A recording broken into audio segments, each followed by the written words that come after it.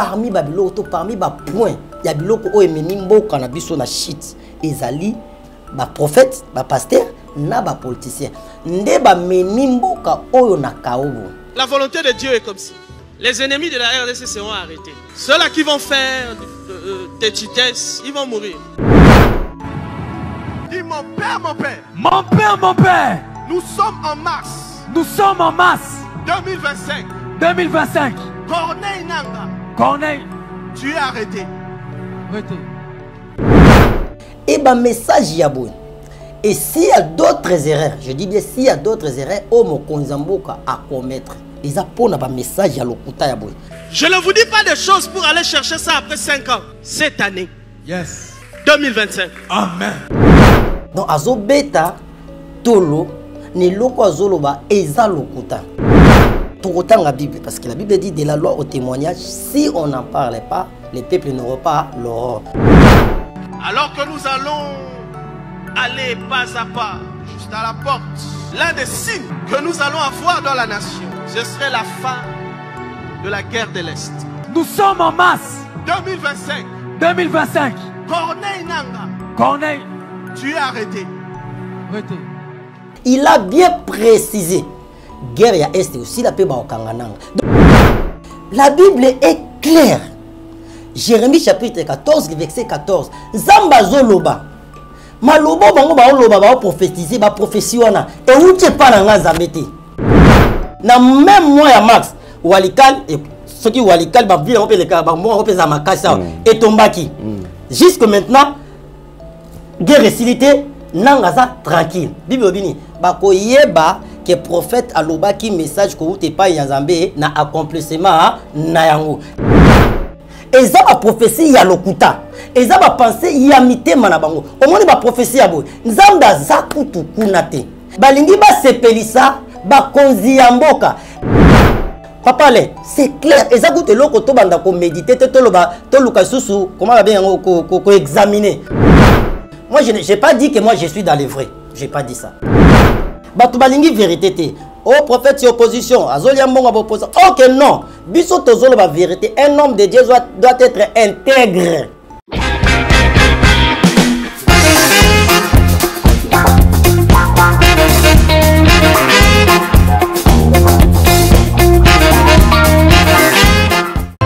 Yahweh, Ozalina pour nous. Yahweh, Obongina lokumu. Yahweh, Obongina kemo. Yahweh, Yozali Zambi. Dans les soucis de vous informer, divertir et vous former, Nouvelle Tendance, votre chaîne, met à votre disposition des applications, radio et télévision. Comment installer? C'est simple. 1. Rendez-vous sur Play Store ou App Store. Tapez TVNT pour la télévision et RNTFM pour la radio. Pour répondre à vos préoccupations, contactez les bureaux. Merci pour votre acte de bienveillance. C'est compliqué, mais en fait, Abraham... Vérité et réalité, votre magazine. Mesdames et messieurs, vous nous suivez sur Nouvelle Tendance Télévision. Culture d'excellence au rendez-vous. Nous vous transmettons les salutations de la part de toute la grande équipe. Et comme vous le savez, nous allons parler de la fondation Ndélé au cœur de la nation ainsi que l'orphelinat Famille du Cœur Christ Rédempteur. À travers cette opération, vous êtes sensible aux cris des détresses. Vous voulez soutenir les orphelins, les veuves, les démunis. Pensez à cette structure et certainement Dieu va tous nous bénir. Là, nous parlons en images. Et nous allons nous retrouver tout juste après. Tango nyonso molinganga nazalaki komona baninganga na baboti na bango nanga baparent baza te vinanga pasi. Est-ce que kokufela baboti ezali sumu?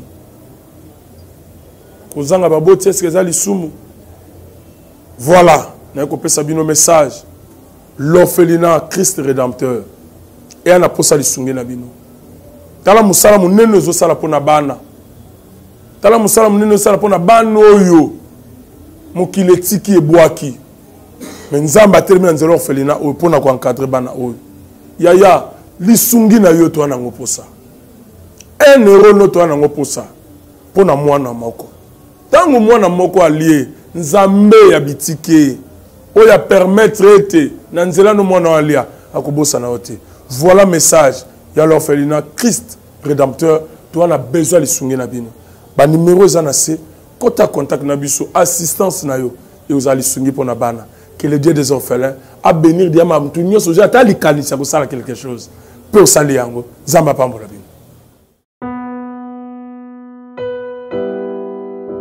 Nous avons le plaisir, mesdames et messieurs, de recevoir sur ce plateau un homme de Dieu, c'est un prophète, donc prophète Gaylor Kassai, qui n'est plus d'ailleurs à présenter. Je pense que vos messages sont déjà Kolandaï, la nouvelle tendance télévision. Et aujourd'hui, il nous revient encore une fois de plus. Prophète Gaylor, bonjour. Bonjour, papa Alain. Santé Boni.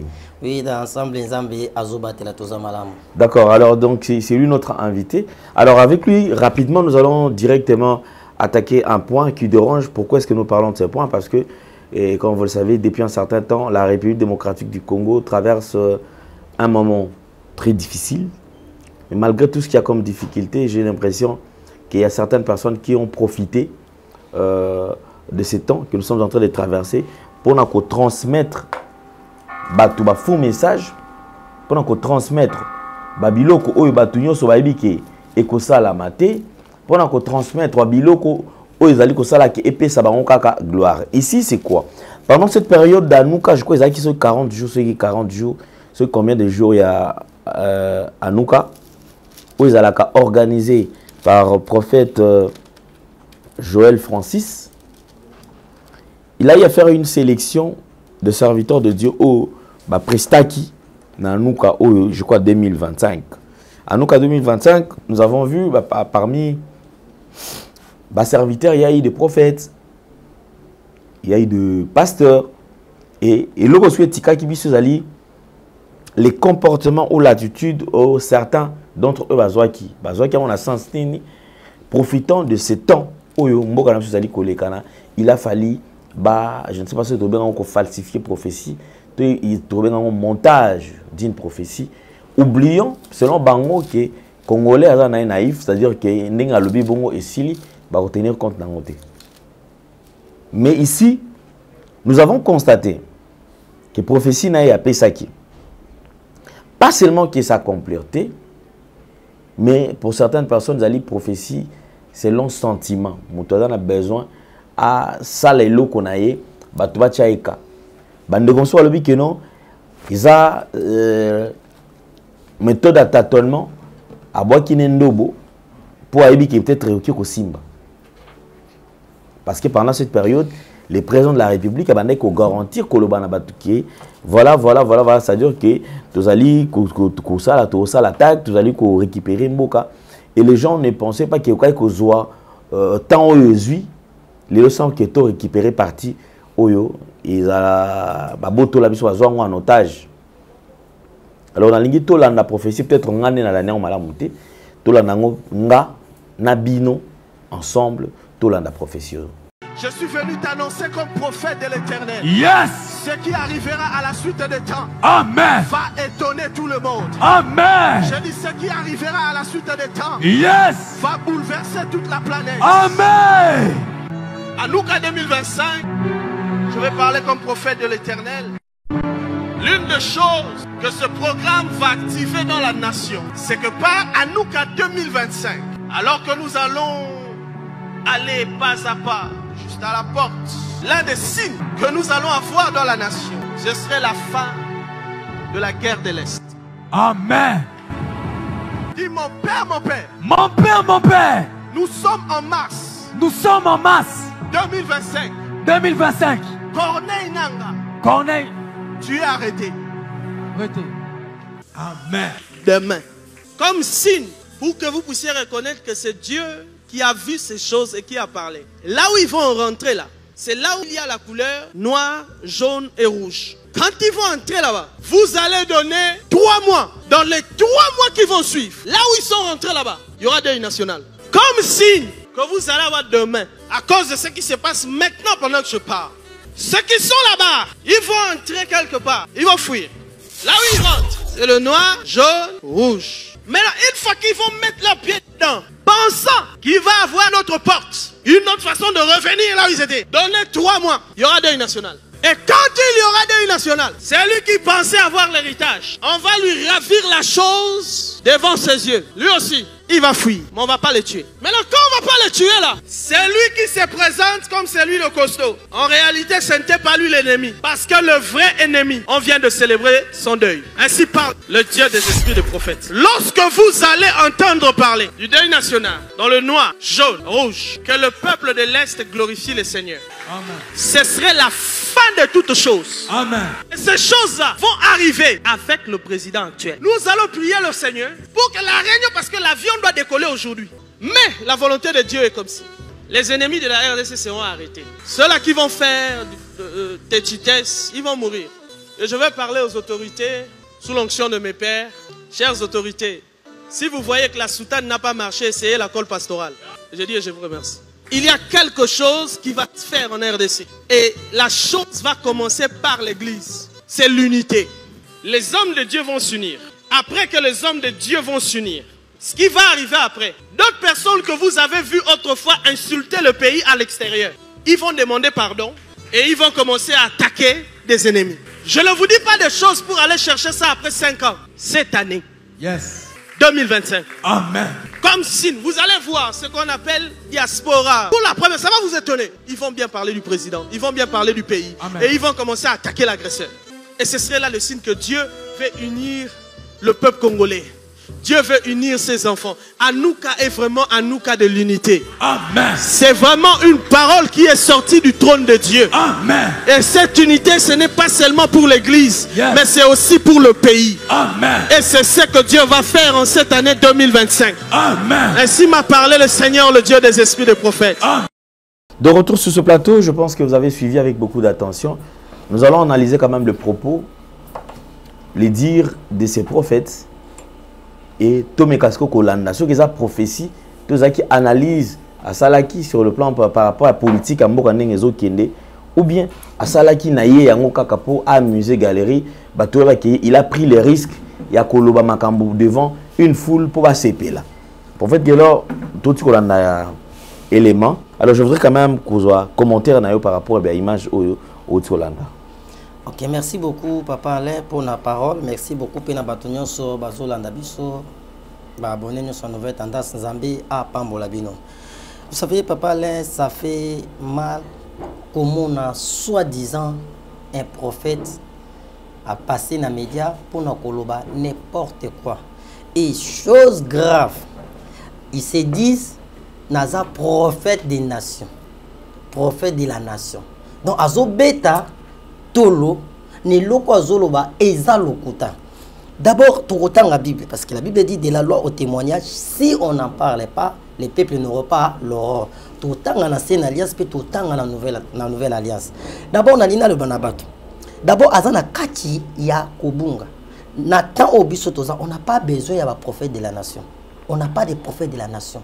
Dans la nouvelle alliance, exactement, prophète de la nation, mon côté. Tout ça, on a tant d'histoires, le temps de l'église. Le prophète, il y a une nation qui pour Israël. Nous ne sommes pas en Israël. Toi, on a besoin d'un prophète de la nation. Et les lots, parmi Babyloko Oyo, et ils ont dit parmi Babyloko, parmi Bapoint, il y a Babyloko Oyo, mais Nimbo, Kanabiso, na shit, ils allaient, faux prophète, il y a faux pasteur, na politicien. Et ça, il y a deux groupes, il y a prophète, pasteur, na politicien. Ndeba menimbo ka Oyo na kaobo. Et ben message yabouin. Et s'il y a d'autres erreurs, je dis bien s'il y a d'autres erreurs, Omo Konzamboka à commettre. Ils apportent un message à l'okuta yabouin. Parce que lorsque Azoyoka un faux prophète, un faux message yabouin, Kolobake, d'ici fin mois de mars, Nanga Okufa, Baokangaye, pe guerre ya Est et Kosila. Même si le président de la République ou gouvernement, Bakokaki Kozwa, résolution mususu pour na makambo ezoleka na est moi bazwa yango ezalaki te parce que bayoki ainsi dit l'Éternel, mais il y a lokuta na un faux prophète parce que il a bien précisé habite d'ici fin mois de mars guerre ya est aussi la paix ba okangananga. Donc ça c'est-à-dire au PC gouvernement to ba kozi espoir moko mais il y a lokuta Donc c'est-à-dire bakoka ozwa même exemple bazwa solution pour la guerre wana. Donc assurance ya lokuta. Assurance ya lokuta. Et ça même ngana papa le to vandi boy. Ne so papa le. Au moins nouvelle tendance des abwe. Au moins caméra zoluka. Ti lobi na 12 heures ozwa caméra wana. Atoza na mbongo lelo po somba caméra. O somba te. Pour le baké prophète Gelon ayeb singa ti lobi na 12 heures na ozwa caméra. Donc c'est-à-dire mbongo yo na ko bomba nanga na sala nango ba faire mususu. Na somba caméra te pour assurer nga et surtout aza mosali ya Nzambe. Ezabo siko tokeni na Bible papa le. Soko sunga biso to tanga deux versets nga pe na tanga moko. Avant to ya na nouvelle alliance. Jérémie chapitre 14 le verset 14. Nga na tanga Jérémie chapitre 18 verset 20 à 22. Ba faux prophète.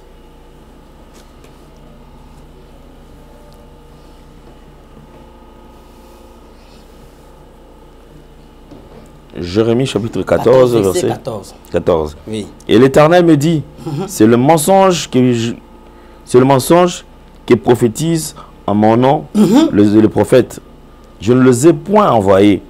Je ne leur ai point donné l'ordre. Je ne leur ai point parlé.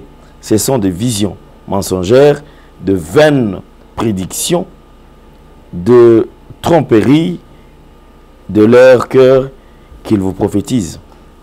Parole du Seigneur. La Bible est claire. Jérémie chapitre 14, verset 14. Zamba zoloba. Malobo bango ba loba ba prophétiser ba prophétie wana. Et où tu pas na nzambete. Ngamu na tindi bango te. Eza ba prophétie ya lokuta. Eza ba pensée ya mitema na bango. Omoni ba prophétie ya boy. Nzamba zakutu kunate. Eza ba prophétie ya sentiment. Balingi ba sepelisa bakonzi ya mboka balingi ba sepelisa peuple congolais a oublié que on ne se manque pas de Dieu okosi na kombo ya Nzambe Nzambe a exposé yo c'est que les gens ne comprennent pas omoni lo ça Nzambe a exposé ye na si papa le tolobaka ba émission mo le kakala moi ba mamikole le kakami to bango e koma na moment moko surtout na mupepe zo le kanamboka Nzambe a exposé ba faux prophète na ba faux basali ya Nzambe ebele. Pourquoi? Parce que et croyez que peut-être kalaté tous les solutions na mboka guerre aussi là bango ba zuma lobawana ayenango au nom de Dieu o nzamba lobite apesi prophétie à lokuta d'ici les 30 mars nanga ba okangaye guerre aussi là alobi au nom de Dieu alobi si je suis le prophète de la nation et naba ndimi lokola ba koma ba fanatique ya ba faux serviteur bazo croire na yango bazo loba pe amen. Les gens ne comprennent pas mot amen sur les années. Un jour on en parlera. Bible lobini prophétie eza ya lokuta. Eza Nzambe mutalobe liete. Yango moni Nzambe a exposé maramunyo sa lobaki jusque là. Guerre na est ici l'été. Nanga se promène tranquillement na est. Azana est très à l'aise. Bakangi pété mutumo pa ko place azali té. Guerre pe cité na minute même biso tolo na plateau. Kunezo bundama. Mais ce qu'on a au nom de Dieu, ils ont faux prophétie, ils ont faux prophète. D'abord, la personne qui lui a invité là, dans son église, pour la Babylone, ceux qui va nous. C'est-à-dire les foufous des mêmes badges. Ceux qui il y a beaucoup de prophéties. Oh, il y a mon loba. Tout ce qu'il a dit, il y a le kuta. A juste invité, il y a le kuta. Le Nzambe a exposé. Comment les gens, ils continuent à demeurer. Naba loge parce que je ne peux pas même dire que ce sont les églises. Bazo continue à demeurer naba loge wana. On attend Jérémie chapitre 18 verset 20 à 22. Yokande Bible. Mais si un prophète prophétise la paix, c'est par l'accomplissement de ce qu'il a prophétisé qu'il sera reconnu comme véritable envoyé par l'Éternel. Balobini, il a prophétisé la paix. Alors d'ici les 30 mars, baokangananga. Alors que même Mars, Walika les tombaki. Oui, le même Mars. Lui, il a dit au nom de Dieu que Nzamba lobi d'ici fin mars, nanga ba kangaye guerre na est ici là. Ndega lobi na même mois à mars, Walika et ceux qui Walika ba vile on peut les cas ba moi on peut za makasa et tombaki. Jusque maintenant guerre facilité nanga za tranquille. Bible obini ba ko yeba que prophète aloba qui message ko ute pa Nzambe na accomplissement na yango. C'est-à-dire ceux qui est qui samité automatiquement par là Papa, c'est clair. Et ça coûte l'eau to banda ko méditer, to luka susu, comment bien ko examiner. Automatiquement, tu comprends que c'est une faux prophétie. Et deuxièmement, Nabi no basala Nabi, si tu es un apôtre, tu es un ministère apostolat nayo. Si tu es docteur, tu es un ministère doctorat nayo, reste dans la parole de Dieu. Si tu es un évangéliste, tu es un ministère nayo, évangéliste va gagner les âmes. Si tu n'es pas prophète, quand tu as un ministère, tout le monde veut être un prophète. Surtout la vague. Parce qu'il y a des vagues à l'église. C'est-à-dire qu'il y a une église qui est déjà prophète, pasteur, même prophète. C'est qu'il y a un angouillate, un cassité. C'est ce qui fait que dans chaque église, est comme une journée prophétique. C'est-à-dire, il y a qu'à je vais prophétiser sur toi, je te parlerai de ta vie, je ferai ceci. Et comme il y a une église sur toi. Attention, qui pasteur, mon titulaire, Azan est apôtre, et comme il est bon. Azan pasteur, mais au moment où Souka, oh non, moi je ces dons-là. Prophétie dans mon Nazan, mais Nazan est apôtre. Pourquoi? Parce que Balingi va sepelisa batu. Surtout dans le temps où il y a un pépimbo qui est cas. Bon, parce que quand on parle la vérité, batu balingi vérité. Oh, prophète, c'est opposition. Ok, non. Biso tozolo la vérité. Un homme de Dieu doit être intègre. Namakambo azoloba. Là où les 5 loba vérité, loba vérité. Place où il faut loba mabe. Si vous avez loko ya boye. Mboka ezo kene malamuté. Les autorités bazo ko agir te ndenge population sengaki bazo zela ba agir. Parce que surtout tozongi mamuke avant me ba rebelle ba koma ba Goma, ba Bukavu, ba Walikali, banda na Bunagana. Les rebelles bazaki ko prononcer tozoya. To koma boye. To komi na 50 km, to komi na 20 km. Mais ti ba ya ba okoma. Les autorités bazo zota ba disposition moko te pona ba intercaler ba rebelle. Les lombo que quoi il faut que se dise la vérité, papa. Les lombo que comme il a kao, nous croyons la délivrance en Boka parce que nous sommes les Congolais. Mais et c'est sous facilité. Mais bakozi bazala ki wana. Bango bato et baswa za ba prophète o lokuta o ya minene selo batamo kilinde babenga bango parce que aujourd'hui au Congo même dans le monde pose à la vraie mosali en Zambie, il faut za na mbongo belé, ozala bâtiment ya munene okenda rapoto, ozala bandimi belé. So za na honeti biso ozo yenga yengo tambola makolo ba on est aventuré. Or nakatia batwana ebele. Moi je n'ai pas dit que moi je suis dans les vrais. J'ai pas dit ça. Mais nakatia bato ebele bo mona neti amine basaka na nzambe te. E batwana zande batu oyo ba konzi ba yo kaka. Papa le toujours attends pour musante yo za musala nzambe te mais tu es un chrétien. Musala oyo sala na nouvelle tendance. Pour na mama mboka. Soke zaki ataba konza mboka. Ba tiaka to pendant biso po biso to lobi que biso ba loba pete azoluka mbongo.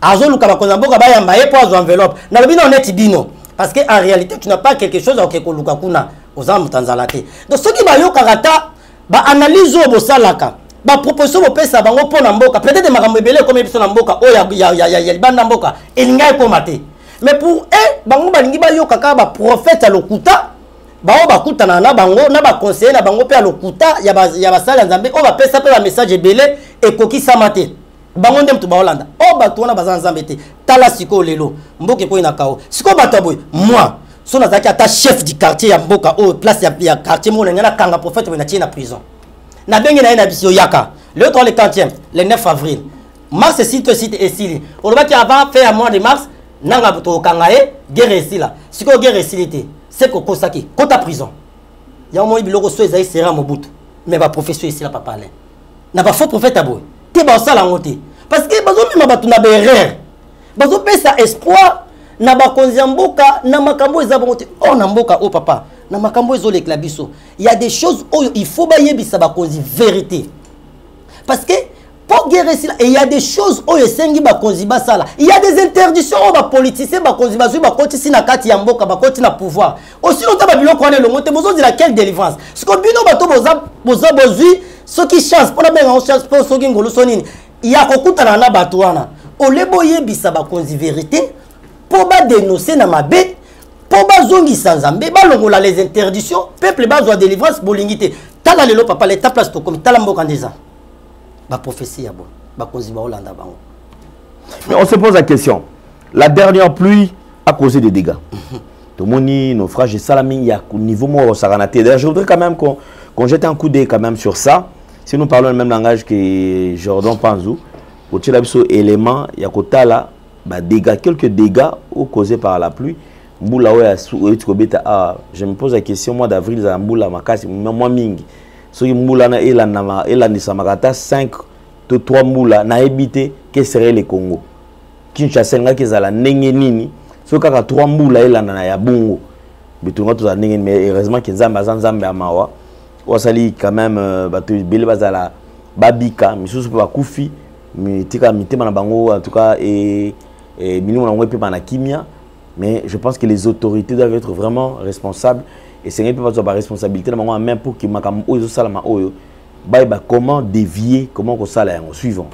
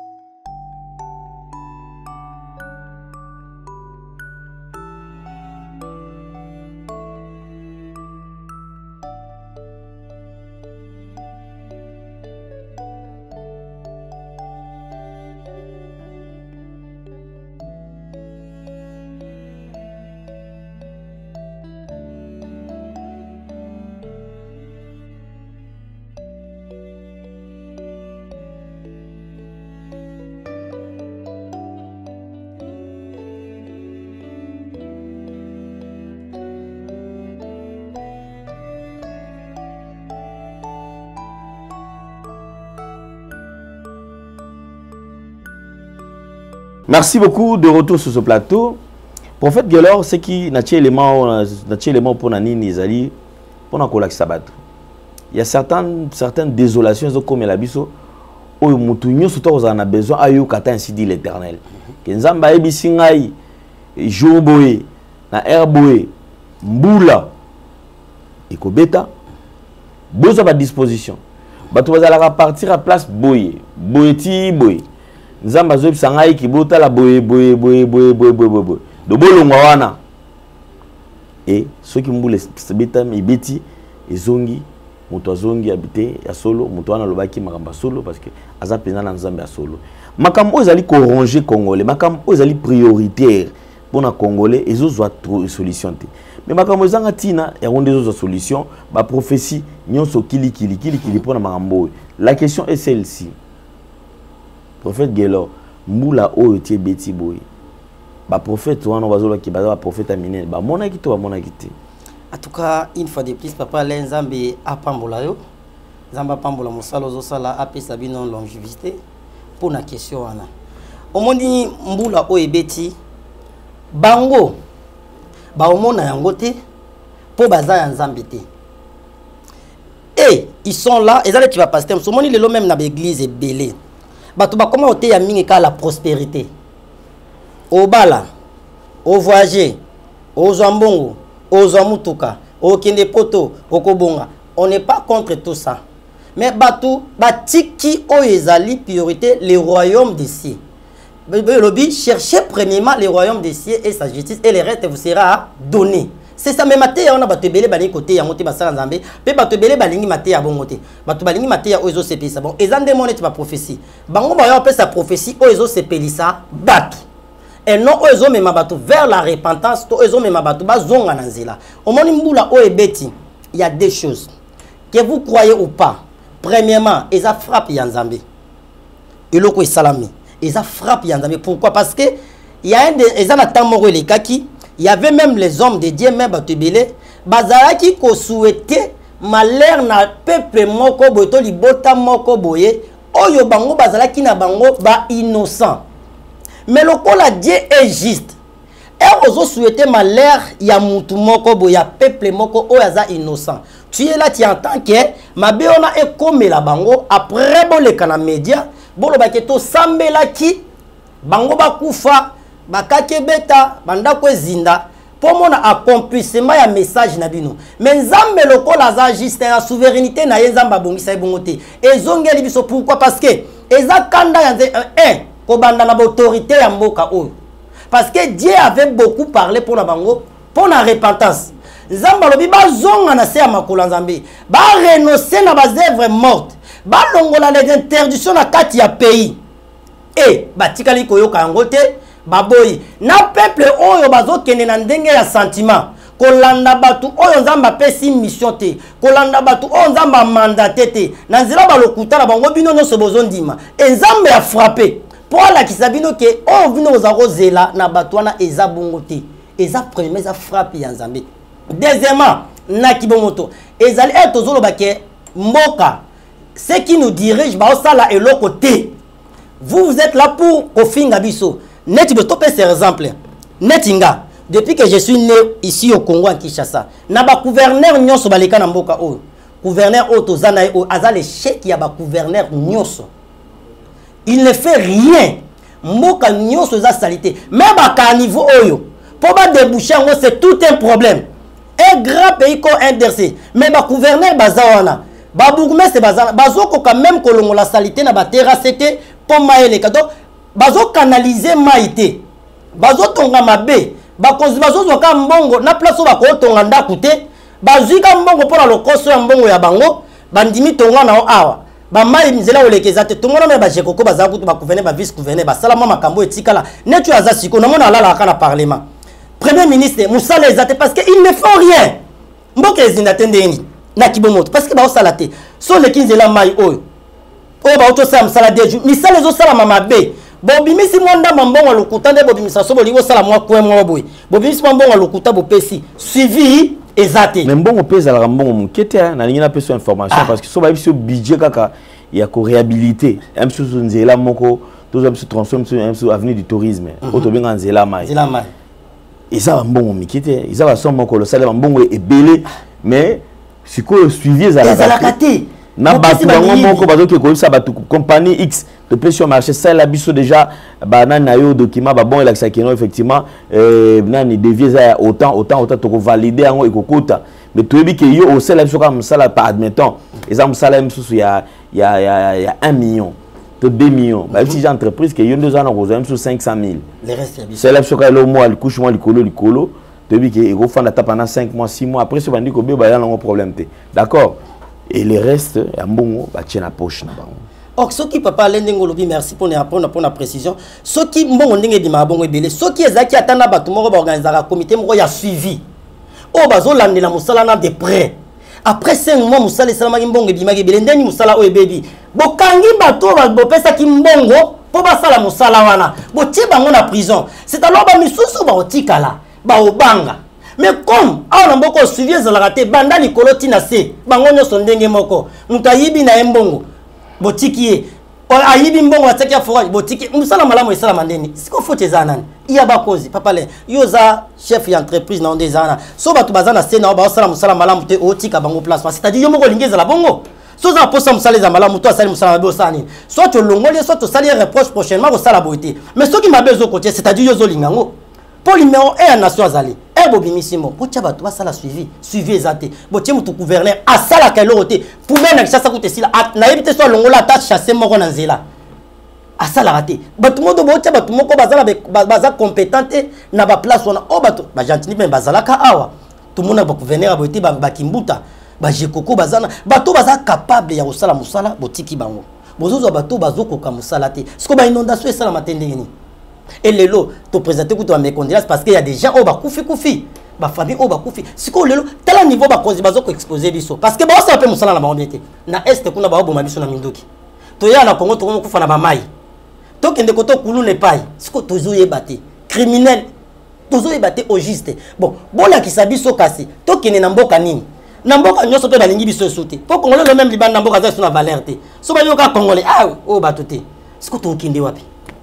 Bakozi bo sala biso be poani bo tika pe pouvoir bo lingité bo démissionner même na ba poste ba ministre wana ba gouverneur ba député ba ministre bo tika pe ba poste na te ba tumsu ba tsala bo lingi pété. En tout cas merci, je pense qu'on va avancer pour une autre partie mais décision je pense que même le ministre la justice musala osala les a ebelé ba ndeko okanga pe baza ebelé donc bato ba pe déjà na misolo monso bo kangi bango pesi bango montant mon ko sengeli ba piocher dans nos prisons après faut faire montant mon ko au quatre là-bas, je pense que même la prophétie, où tu pas nzambe te, on a banga ko prophétiser. Problème que ceux qui na salika aventure, après prophétie. Et aux gens qui ça va te belé dans nzela. Alors je pense que prophète Gelor, message na yo est commis. Autant que qui peut un message à transmettre là-bas dans Zambé, auto collant quand même la deuxième partie comme d'habitude. Message nini au tambolango pour là-bas dans Zambé. Ok, merci beaucoup, Papa Lendele. Merci pour notre tenue sur le Bazo Landabiso. Avant toute exhortation, les messages que j'avais reçus de la part de Dieu, pendant que j'ai prié, j'ai comme ma maman et papa mingi ba o bazali banda ya mboka, c'est-à-dire na mboka ya bamindele. Bazaki Bazo lela vraiment makasi inconsolable. Je demande à Dieu pourquoi na moni ba maman et papa Bazo lela makasi boy.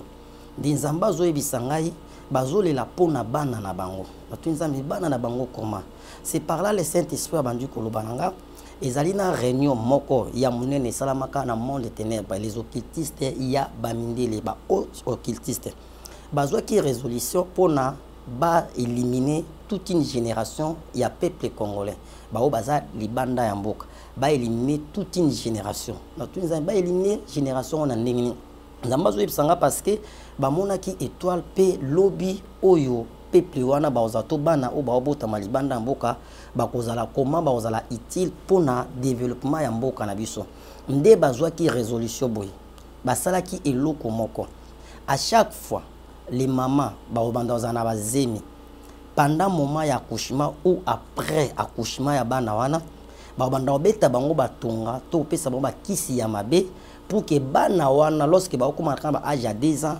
bazala ba malformation donc bazala comme babizengi donc c'est-à-dire babizengi ndenge zalaka oboti mona zaki bien mais tamo bomoni mona soit alobaraté soit azana maelete soit azaki zengi ezali première résolution au bazwaki pona ba éliminer toute une génération et de 0 à 25 ans.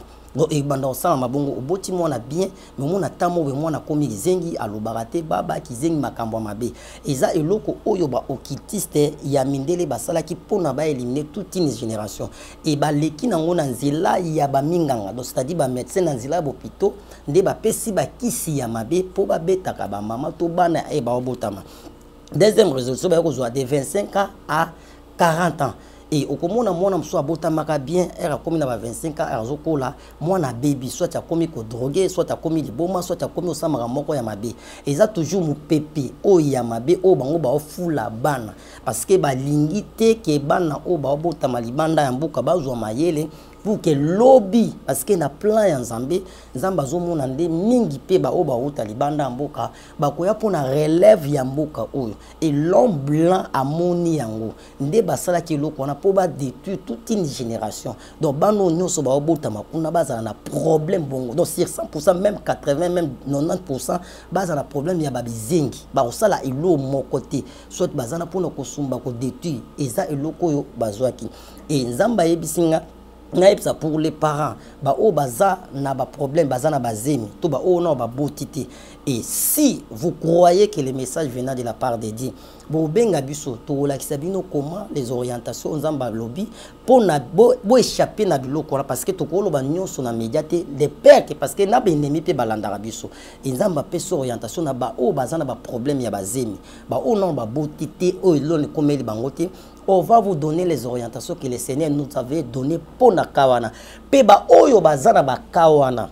Obenga biso to kosamba to yebsa nous c'est que le Seigneur a dit pour na ba kawana parce que ezali projet o bango basala ki peba banda déjà ko exécuter yango.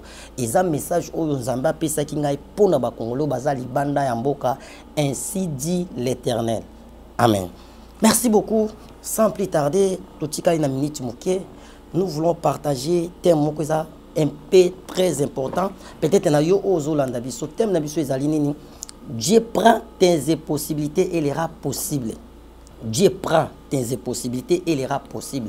Bien-aimé dans le Seigneur, maman papa ndeko moi c'est to mobali likambo oyo ozomona eza impossible pona yo likambo ozomona ke eza yo kokina ngote ozana makoki ya kozula ngo solution te mais Nzamba zana makoki ya kopesa solution. Dieu prend tes impossibilités et les rend possibles. quel est ton problème? Les Camerounais ont passé, arrivé à solution, mais pas en Zambie. Et ça facile. Sans plus tarder, nous lisons la parole de Dieu. Nous sommes dans le livre de Luc, chapitre 1er, verset 26 à 37. Je lis la parole du Seigneur. La Bible dit ceci: au 6e mois, l'ange Gabriel fut envoyé par Dieu dans une ville de Galilée, appelée Nazareth, auprès d'une vierge fiancée à un homme de la maison de David, nommé Joseph. Le nom de la vierge était Marie. L'ange entra chez elle et dit: je te salue, toi à qui une grâce a été faite. Le Seigneur est avec toi. Troublée par cette parole, Marie se demanda ce qui pouvait signifier une telle salutation. L'ange lui dit: ne crains rien, point Marie, car tu as trouvé grâce devant Dieu. Et voici, tu deviendras enceinte et tu enfanteras un fils. Tu lui donneras le nom de Jésus. Il sera grand et sera appelé fils du Très-Haut. Et le Seigneur Dieu lui donnera le trône de David, son père. Il régnera sur la maison de Jacob éternellement, et son règne n'aura point de fin. Marie dit à l'ange: comment cela fera-t-il, puisque je ne connais point d'homme?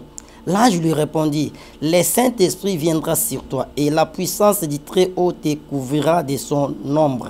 C'est pourquoi le saint enfant qui naîtra de toi sera appelé fils de Dieu. Voici, Élisabeth, ta parente, a conquis elle aussi un fils à sa vieillesse, et celle qui était appelée stérile est dans son 6e mois, car rien n'est impossible à Dieu. Marie dit: je suis la servante du Seigneur, qu'il me soit fait selon ta parole. Et l'ange la quitta. Parole du Seigneur. Ce qui est impossible, Dieu prend tes impossibilités et les rendre possibles. Ce qui est impossible aux hommes est possible à Dieu. Ici, la Bible nous parle l'histoire de Marie. Marie, où Azaki vierge, Azaki n'a fiancé ne combo ne Joseph, batikala ki koye banate. Mais l'ange a bimeli, alobi yo okobota. Okobota mwana mobali avec la précision. Bien aimé, même la prophétie doit être précise. Alobi okobota mwana mobali, kombo na ye kozala Jésus. Et ayebisi yepe. Yo ndoko bota marabi et salamandeni pour na yebi mobilité. Et l'ange lui dit que le Saint-Esprit va te couvrir. Okozwa zemi ya molimo santo. Quelque chose est impossible na kibomoto. Que moto zo zemi ya molimo santo. Na kibomoto ko salamandeni ni. Mais zamba randa ngo possible. Ce qui était impossible na kibomoto que moto zo zemi ya molimo santo abota mwana. Mais et salama na vie ya Marie. Et le cause qui est impossible pour Nabato, mais pour Nzambe a commission possible. Ayebisi pe ta parente ndekono ya mwasi Elisabeth oyo azaki stérile akomaki de amukolo na kibomoto, elle ne pouvait plus avoir des enfants. À quoi est-ce qu'on concevoir des mais le col est pas en Zambie, l'impossible n'existe pas. Dieu prend tes impossibilités et les rendre possibles. L'ange a yebisi Marie nani Elisabeth pe akobota mwana na ki vieillesse na ye ye o ya bengama ki stérile abota mwana Jean-Baptiste na aja ki mokolo. Bien-aimé dans le Seigneur, quel est ton problème? Problème nous zanini ya libala eza mabota eza mbongo eza musala eza santé malade eza banana yo oyo zo mon impossible. Dieu aza capable comme ils sont impossible. Si Dieu était capable ya kobotisa mwasi na lisanga ya mwasi na mobilité mwana botama qui était Jésus-Christ, aujourd'hui notre Seigneur et Sauveur, abotama nzamba comme ils sont facile et bongo likambo na yo. Dieu prend tes impossibilités, les rend possibles. Je me dire à quelqu'un peut-être au landabiso, peut-être bouton bayozola la tozolela. Peut-être tu n'as pas la paix.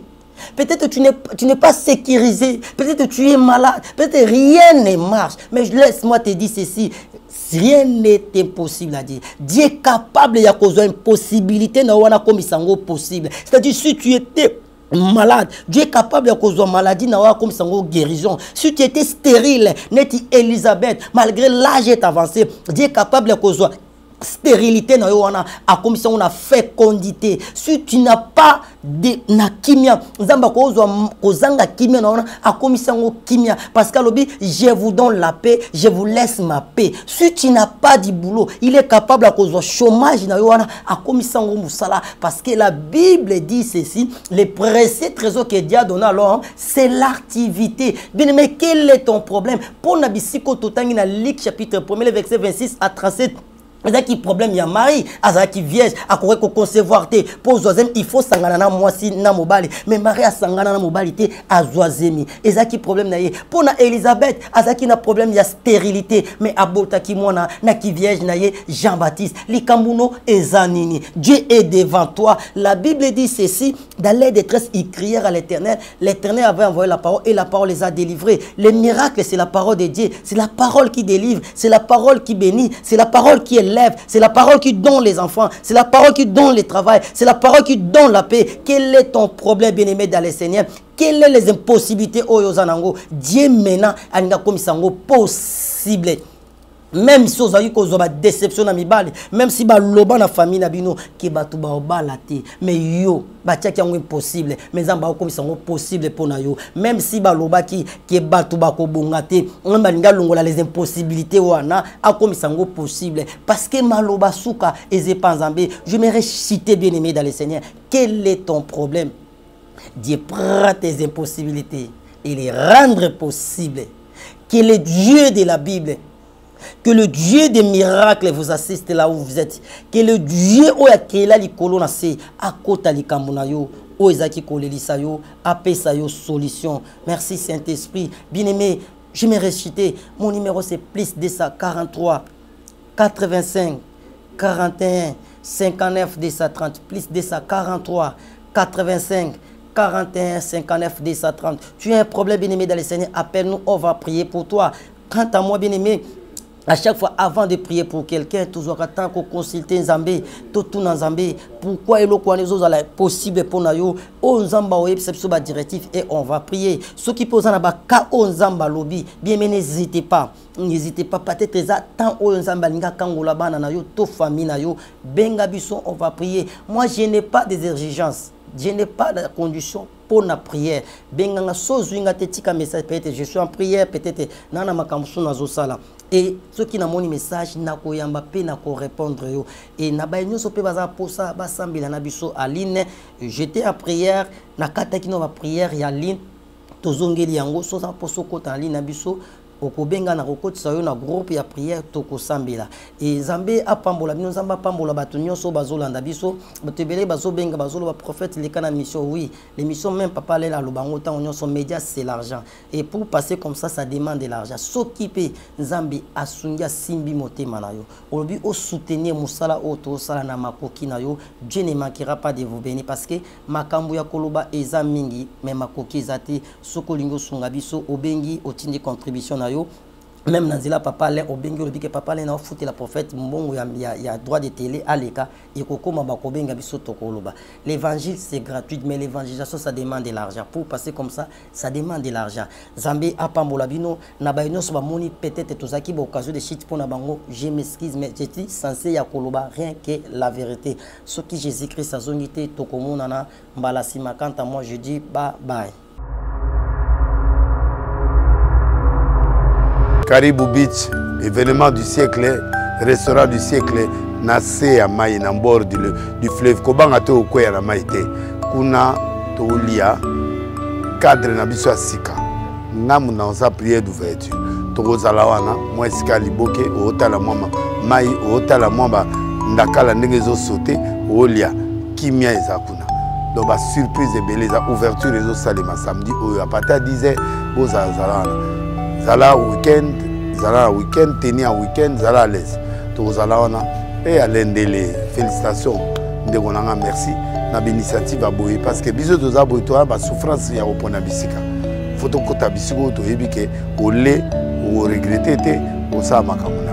Nzamba pa mola bino to kutana samedi oyo to za lelo oyo samedi oyo et bozanga te 10h déjà bozo place ngam na sa prière après na olia langa Nzanda ya kotumba ngana olia Nzanda liboki Zambe azwa lokumu. Bonne fête pour ceux qui viendront parce que nous allons passer des moments agréables pétage. Dans les soucis de vous informer, divertir et vous former, Nouvelle Tendance votre chaîne met à votre disposition des applications radio et télévision. Comment installer? C'est simple. 1.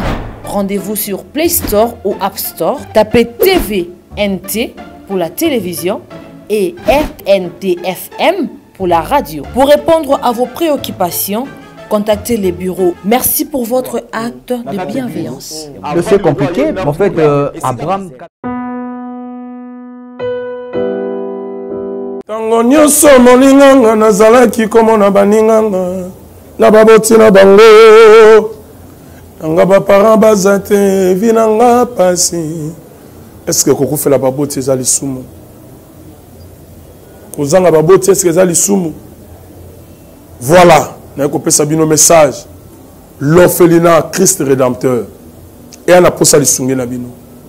Tala musala munene ozosala pona bana. Tala musala munene ozosala pona bana oyo mokili etiki ebwaki. Mais nzamba atelemi nzela orphelinat oyo pona ko encadrer bana oyo. Yaya lisungi na yo to ana ngoposa. 1 euro no to ana ngoposa pona mwana moko. Tango mwana moko allié nzambe ya bitike oya permettre ete na nzela no mwana alia akobosa na ote. Voilà message ya l'orphelinat Christ rédempteur to ana besoin lisungi na bino. Ba numéro za na se kota contact na biso assistance na yo et aux alisungi pona bana. Que le Dieu des orphelins a bénir diama mtu nyoso ja ta likanisa ko sala quelque chose. Pour sali yango zamba pambola.